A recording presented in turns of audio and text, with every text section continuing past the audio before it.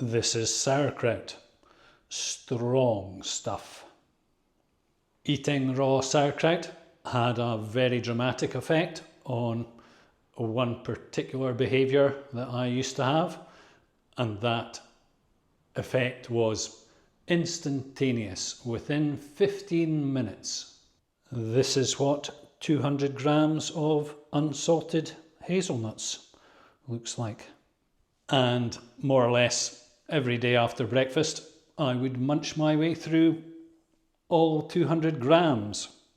It's what I would term a stress-related disorder, not dissimilar from chewing your fingernails or chewing your hair or whatever, masticating, or I've often seen people who they're sitting down and their knees are bouncing up and down like this, agitated. And these disorders are not caused by any actual stress.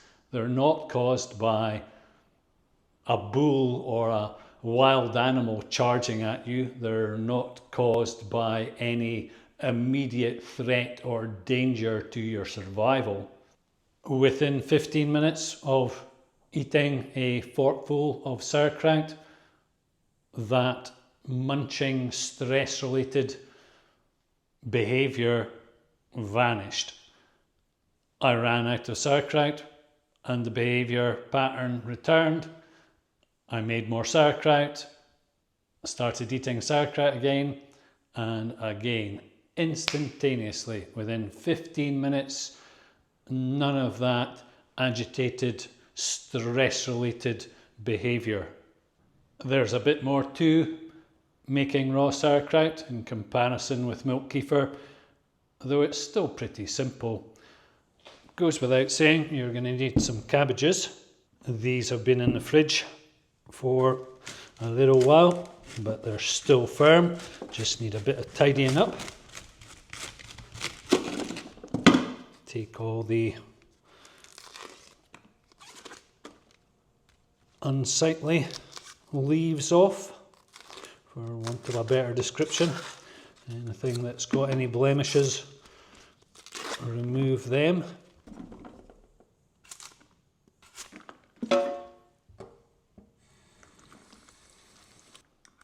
Cut some circles from the top, and it will become apparent later why I'm doing this.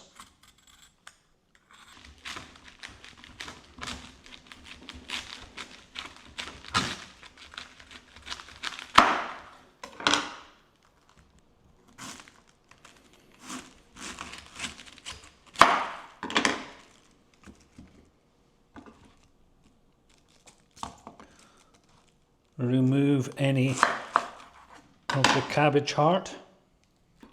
You can just use a sharp knife to slice up the cabbage into strips, though a food processor with a slicing blade will speed things up considerably. And for my particular food processor, 3.66 on the scale works best.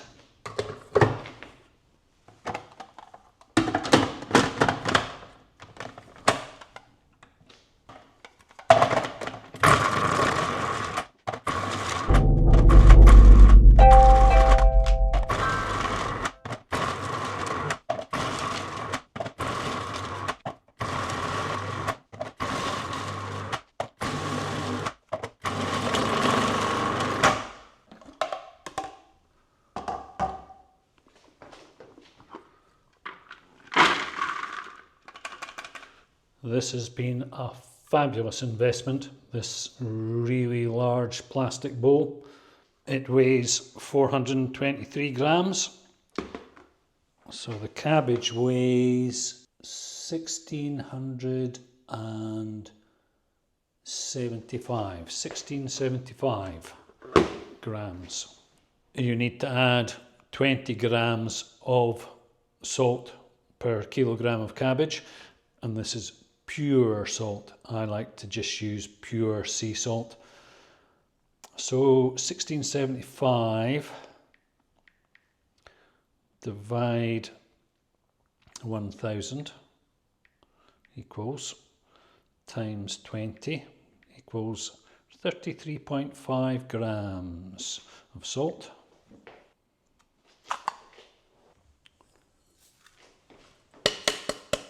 And at the same time, I'm going to make up a brine solution, a one litre of brine solution. So that's 20 grams of pure salt to 1 litre of water.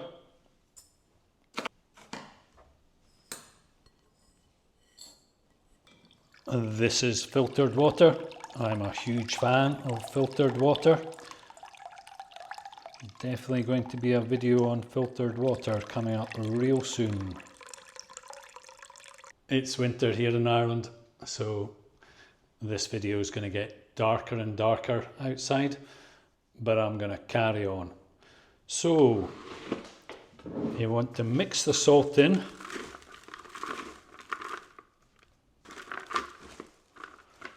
And while I'm doing this, I pick out any big bits that the food processor hasn't managed to chop up.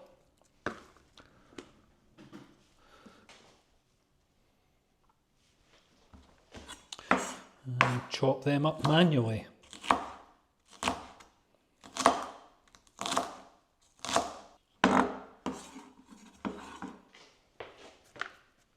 Once you're happy that everything's chopped up to your satisfaction and all the salt has been mixed thoroughly through the cabbage, then it's time to start putting it in jars. And you'll want to date stamp the jars so you'll know when your sauerkraut will be ready. And this Dymo letter tag's just been fabulous for doing that. Let's clear the last date. Insert, symbols, date. Perfect. So easy.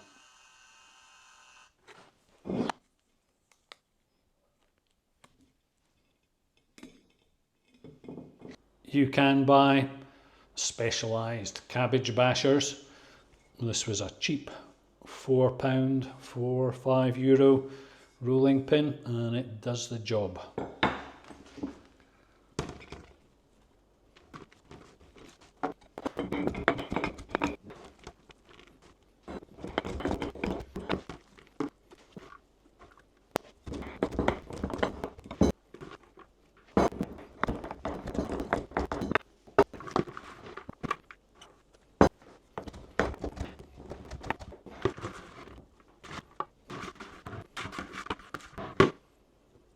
Well, I didn't think I would get all of the cabbage into this one large 2 litre wide mouth jar. And now for these circles that I cut out at the beginning. You place them around the edges. And once you put the weight in, that stops the cabbage floating up. And I'll post another video on my Patreon page about what I do to mitigate the effects of expansion once the brine and the cabbage, once the cabbage starts to ferment. But that's pretty much that. Perfect. Maybe just cut a small triangle in the middle to let the gas escape. I suppose that's one way that I mitigate the effects of expansion. Fabulous. I try to remove as many floaters as possible. I'm not sure I actually need to, but I do anyway. And push down to squeeze out as much air as possible.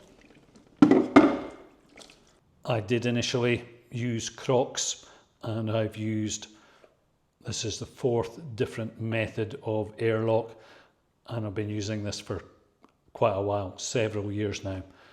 And it's the one I continue to use. It's been very satisfactory. Fill up the reservoir to the desired level, screw the cap and airlock onto the jar. Not too tightly. These can be a bit of a mission to loosen again, so just snug is tight enough. And that's that. Wishing you a happy and stress-free 2024. Thanks a mil for watching. Good luck.